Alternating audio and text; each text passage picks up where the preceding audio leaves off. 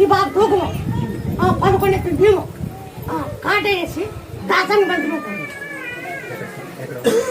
నేను చెప్తా 11 ఎత్తులు భీము దానం చేసి కాట వేసి 11 ఎత్తులు అన్నదానం చేసింది. జై రాంజనేయ నెట్టిగంట ఆంజనేయ జై రాంజనేయ నెట్టిగంట ఆంజనేయ జై రాంజనేయ